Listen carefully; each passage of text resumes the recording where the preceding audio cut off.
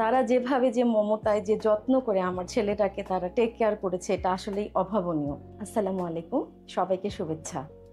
আমার ছেলে রিদীপ রাহবার জামান school of the নেশনে play গ্রুপে পড়ছে।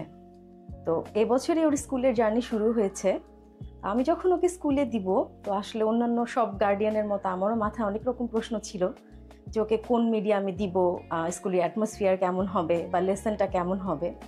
তো আমি আসলে এই জন্য অনেকগুলো স্কুলে সার্চ করছিলাম। তো সার্চ করতে করতেই একসময় স্কুল অব দ্য ন্যাশন এসেছিলাম।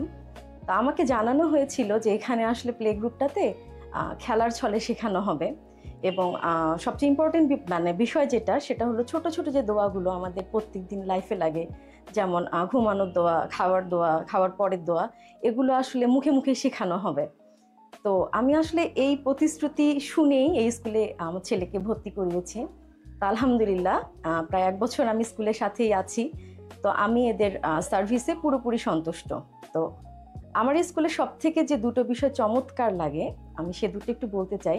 প্রথম যে বিষয়টা বলতে চাই সেটা আসলে হলো যে স্কুলের টিচার্সদের কথা।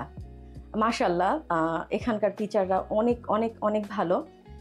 স্পেশালি আমার বাচ্চার যে দুজন টিচার, মাসুমা মিস, শিফা মিস, এনাদের কথা আমি অবশ্যই বলবো। কারণ আমার ছেলেটা বেশ দুষ্টু। তারা যেভাবে যে মমতায় যে যত্ন করে আমার ছেলেটাকে তারা টেক কেয়ার করেছে এটা আসলেই অভাবনীয়। এবং আমি অবশ্যই এখানকার যে স্টাফ আছে, স্পেশালি যে সিস্টাররা, ওনাদের কথাও বলবো, ওনারাও খুবই কেয়ারিং নেচারের। আর দ্বিতীয় যে বিষয়টা আমার খুব চমৎকার লাগে সেটা হলো ক্লাসরুমের যে নিট অ্যান্ড ক্লিন যে ব্যাপারটা। আসলে আমার খুব কনসার্ন থাকি যে আমি আমার ছেলেটাকে যে ক্লাসরুমে রাখছি সেটা আসলে নিট অ্যান্ড ক্লিন কিনা, বা স্কুলের ডেকোরেশনটা আসলে চাইল্ড ফ্রেন্ডলি কিনা।